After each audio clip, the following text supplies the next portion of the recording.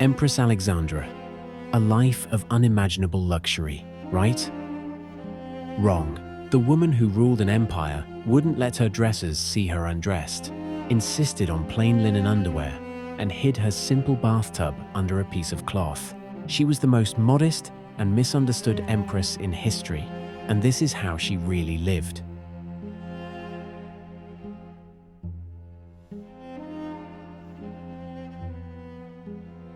In giving to the world my memories of the Empress Alexandra of Russia, I do not wish to pose as one who is biased by a long and intimate friendship.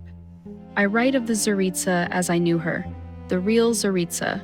I was not acquainted with the heroine of the films, the hysterical devotee, or the pro-German, who, it is asserted, betrayed both her country by adoption and the country which knew her as a granddaughter of Queen Victoria and the daughter of a much-loved English princess.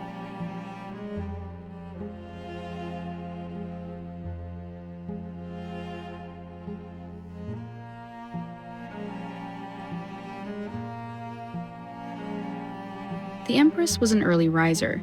She had 6 dressers, of whom the chief, Madeleine Zanotti, was an Italian by birth whose family had long been in the service of the Hesses. Louise Teutelberg, known as Tautel, the second in authority, came from the Baltic, and there were 4 others. The dressers had 3 days' service, but none of them ever saw the Empress undressed or in her bath. She rose and went to her bath unassisted and slipped on a Japanese kimono of silk or printed cotton over her undergarments when she was ready to have her hair arranged. The Empress was extraordinarily modest in her disarray, and in this the Victorian influence was again discernible, as her conception of the bedroom was à la mode de Windsor and Buckingham Palace in 1840. She did not countenance the filmy and theatrical either in her lingerie or in her sleeping apartment. Her underwear was of the finest linen, beautifully embroidered but otherwise plain. Her red gold hair was never touched with curling irons, and it was usually very simply dressed, except when great state functions called for a more elaborate coiffure. The bedroom of the Emperor and the Empress was a large room with 2 tall windows opening onto the park. It was on the ground floor, as owing to the Empress's heart complaint, she found the exertion of ascending any stairs very exhausting. A lift in the corridor communicated with the nurseries, but during the Revolution, the water supply was cut off and the lift stopped working.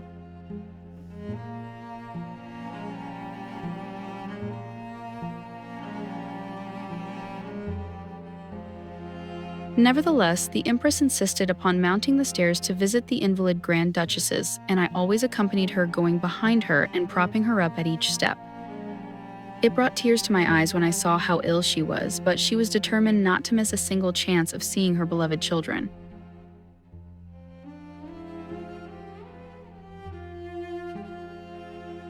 A large double bed, made of lightish wood, was near the windows, between which stood the Empress's dressing table. At the right of the bed was a little door in the wall leading to a tiny dark chapel lighted by hanging lamps where the Empress was wont to pray. This chapel contained a table and a praying stand on which were a Bible and an icon of Christ. This icon was afterwards given to me by Her Majesty in memory of the days which we spent together at Tsarskoe Selo, and is one of my most treasured possessions today.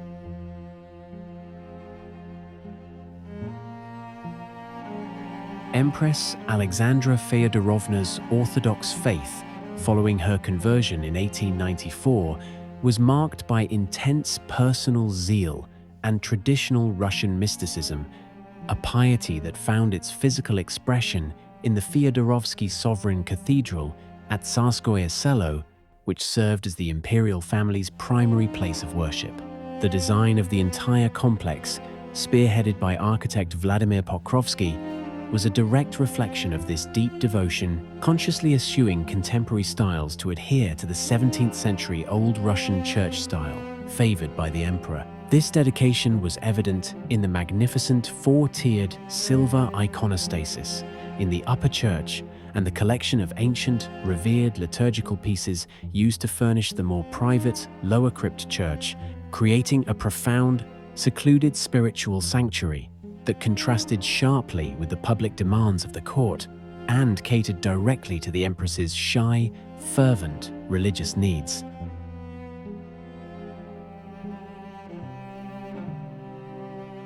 The furniture in the imperial bedroom was in flowered tapestry, and the carpet was a plain, colored, soft pile.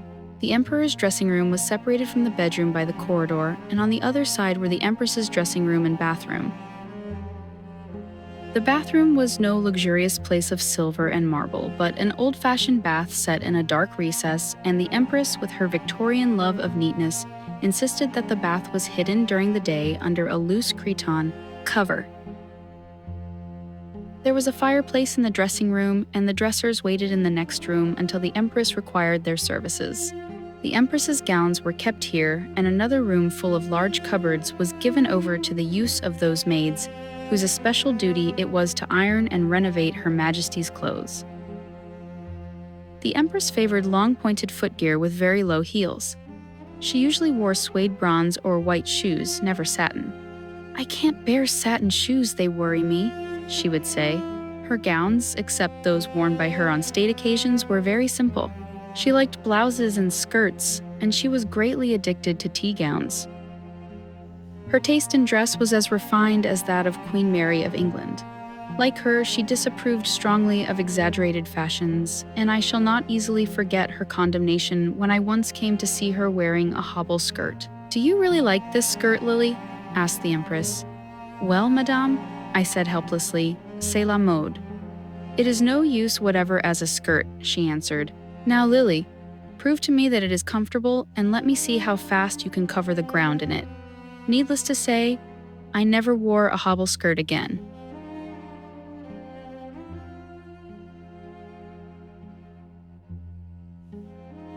The Empress has been accused of a mania for precious stones. I never saw any signs of it. True, she had quantities of magnificent jewels, but these possessions were consequent upon her position as Empress.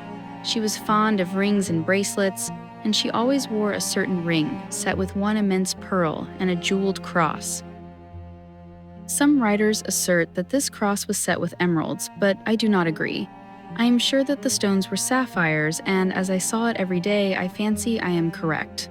The Empress had soft, well-shaped hands, but they were neither small nor useless hands. She never had her nails polished, as the Emperor detested highly polished and super-manicured nails.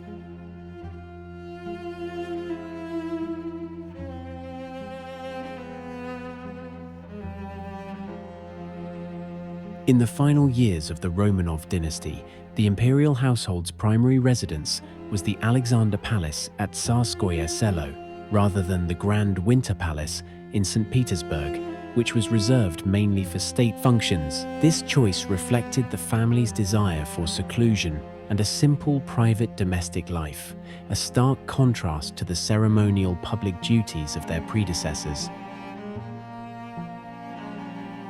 The daily routine was highly structured and centered on the children, particularly the frail Tsarevich Alexei.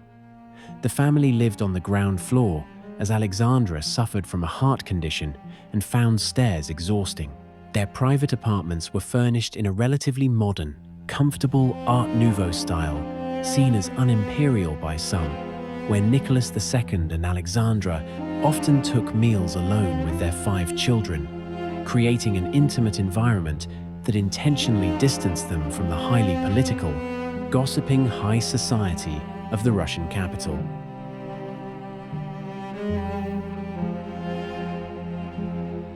At 9 o'clock, the Empress breakfasted with the Emperor. It was a simple meal, à l'anglaise, and after breakfast she went upstairs to see the children. Then Anna Virubov arrived, and if certain interviews were imperative, these were usually given during the morning, but if the Empress found herself free, she went to inspect her training college for domestic nurses, which was arranged entirely on English lines. She had great faith in the value of English-trained nurses for children, and she put all her usual thoroughness into the working and management of this institution. Lunch was at 1 o'clock and at 12:30 on Sundays. But when, as it often happened, the Empress was indisposed, she either lunched in her boudoir or alone with the Tsarevich. After lunch, the Empress walked or drove herself in a little open carriage. Tea was at 5, but sometimes receptions were held between lunch and tea. The imperial family all met at tea, which was quite en famille, and dinner, which was at 8 o'clock, was often a movable feast in the literal sense of the word.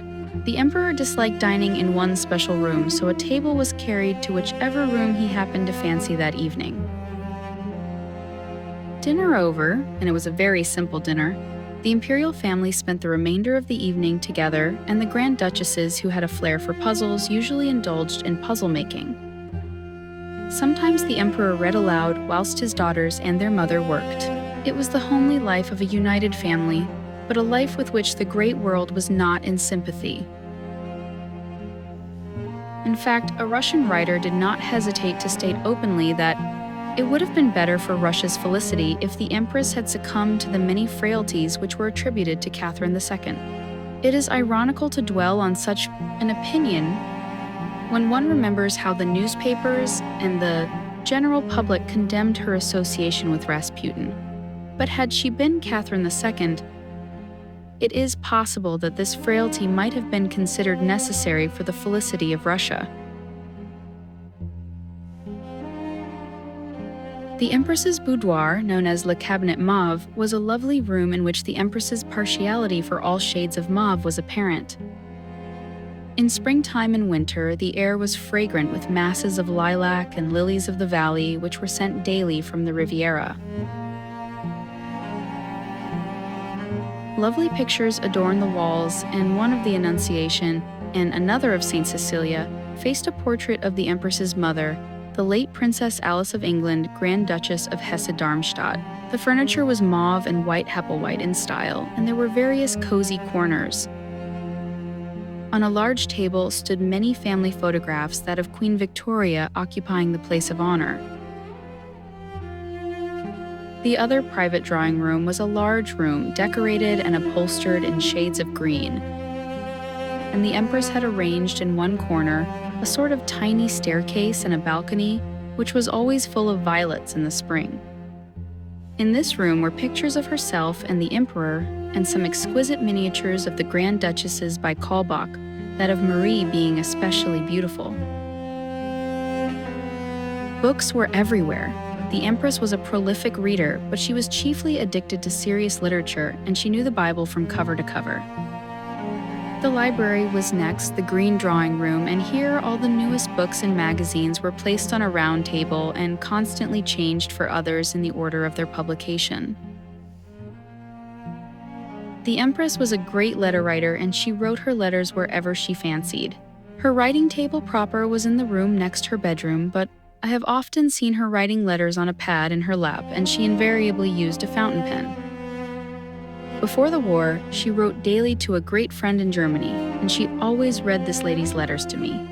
Her stationery, like her lingerie, was plain but stamped with her cipher and the imperial crown.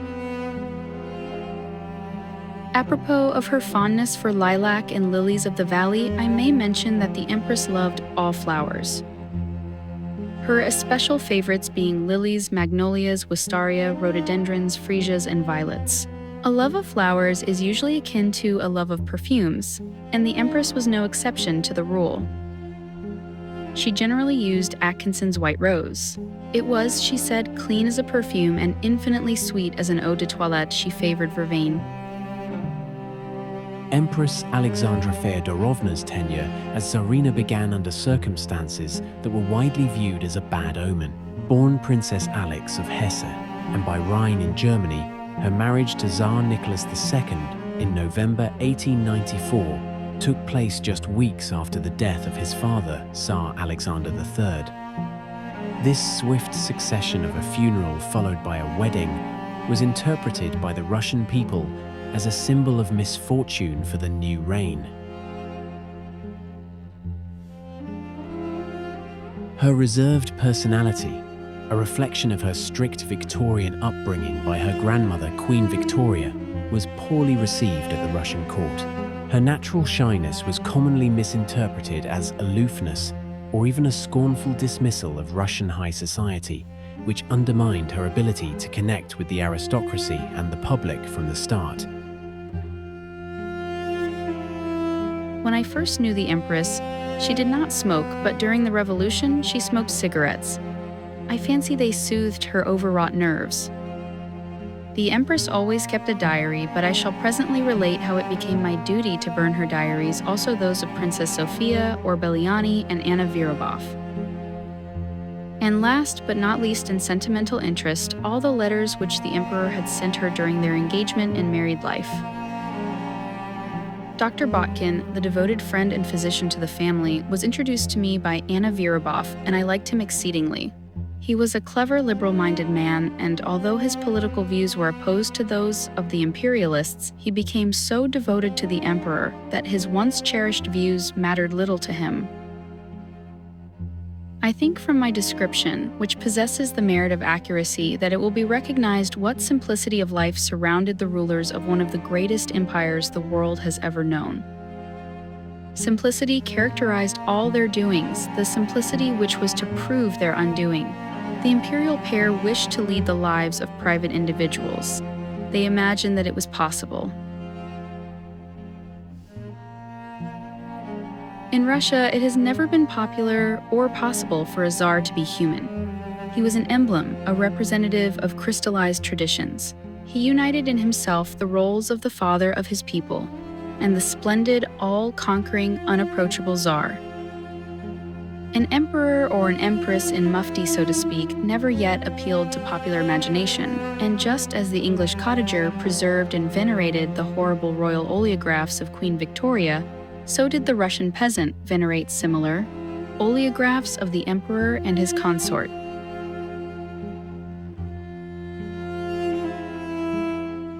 Neither cottager nor peasant would have understood or cared to possess family photographs of their rulers. Popular imagination has ever been appealed to by scarlet and ermine golden crowns and kingly scepters. It doesn't understand or value anything else. My friendship with the Empress increased as the months passed. That autumn, the imperial family went to Levadia, and I stayed with my uncle, going constantly to and from the palace. On one point, my mind was made up. I determined never to allow any ideas of preferment or material advantage to spoil what was to me a condition of great happiness. My husband entirely agreed, and he declined to consider any mention of the posts which were from time to time spoken of in connection with him. As for myself, the Empress understood and appreciated my outlook. "You can always be my friend if matters remain as they are," she said. "I don't want to lose my Lily in an official personage." And yet it has been stated that the Empress, in her neurotic religious exaltation, gave each of her daughters to Rasputin. Knowing her, knowing the emperor, and knowing the daughters as I did, such an assertion savors of the monstrous. It has even been circulated that Mademoiselle Tuchev objected to Rasputin being admitted to the Grand Duchess's bedchamber to give them his nightly blessing after they had retired to bed, and that as her protest was disregarded, she sent in her resignation. Mademoiselle Tuchev was never governess to the Grand Duchesses, and she never witnessed Rasputin's nightly blessing since it never took place. The emperor would never have permitted such a thing, even had the Empress wished it, and she certainly did not consider such a proceeding necessary for her daughter's salvation. Mademoiselle Tuchev was the victim of her own spite and jealousy. She was not a very pleasant person, and whenever the imperial family went to Levadia, she usually made herself very disagreeable, as she thoroughly disliked the Crimea. Continual grumbling wears away the patience of most people. The Empress was only human, and Mademoiselle Tuchev was first given a holiday and then dismissed by the Grande Maîtresse de la Cour. Mademoiselle Tuchev did not hesitate to spread all kinds of vindictive rumors to account for her dismissal. She was too small-minded to state the real facts, and as l'affaire Rasputin was generally spoken about, she decided to vent her spite on the Empress through this medium. I again assert that there is no truth in the legend of Rasputin's nightly blessing.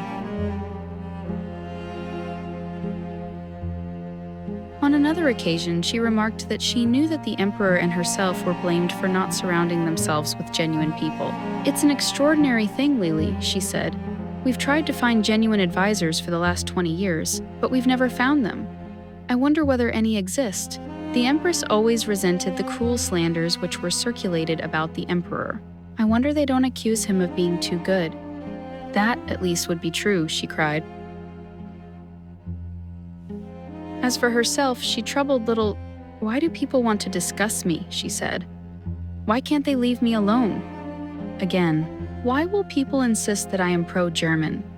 I have spent 20 years in Germany and 20 years in Russia. My interests and my son's future lie in Russia. How, therefore, can I be anything but Russian? The Empress has been censured for exerting undue influence over her husband, and this pernicious influence has made her the scapegoat for all the ills which have befallen Russia.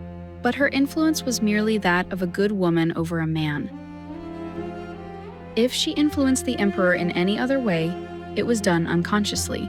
I will never believe otherwise, although in making this assertion, I shall perhaps be confronted with all kinds of hostile criticism.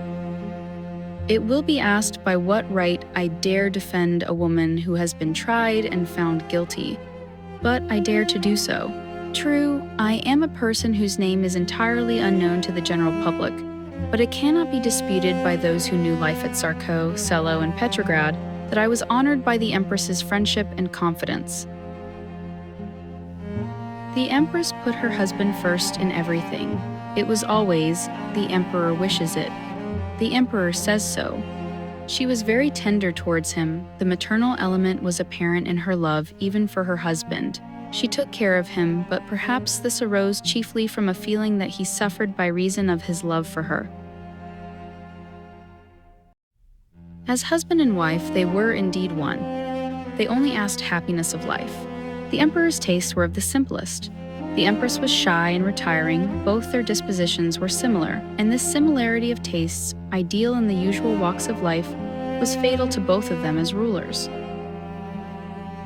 By this, I do not for one moment wish to infer that they shirked their responsibilities. Far from it, they were always ready to assume them, but they forgot that the times were out of joint, that it was their duty always to live in the fierce light that beats upon a throne. I do not think that by so doing they could have saved Russia. The case of Nicholas II and Alexandra of Russia is almost parallel with that of Louis XVI and Marie Antoinette. The Russian monarchs, like their French prototypes, were called upon to reign over a country ripe for revolution, whose dragon's teeth had been sown by the vicious hands of their predecessors. The Empress, on many occasions, barely escaped with her life. She was unpopular with all classes, but she was unable, mercifully, to estimate the quality of the hatred meted out to her. I do not think there is a single charge that has not been laid at her door. She is credited with hysteria, religious mania, pro-Germanism, the qualities of a Judas, the morals of a Messalina. She has been described as the intriguing, strong-minded consort of a weak man, a willing tool of an infamous sensualist, as well as being a half-witch and a half-mystic. The real Tsaritsa, firm in her convictions, the devoted wife, mother, and friend, is unknown. Her acts of charity have been misconstrued, her religion has been made her shame, the very nationality which she so willingly relinquished has become an unmerited reproach. She knew and read all the reports concerning her, but, although anonymous letters sought to vilify her, and journalism bespattered her with filth, nothing touched her serenity of soul. I have seen her grow pale, and I have watched her eyes slowly fill with tears when something exceptionally vile came under her notice. But Alexandra Feodorovna was able to see the stars shining far above the mud of the streets,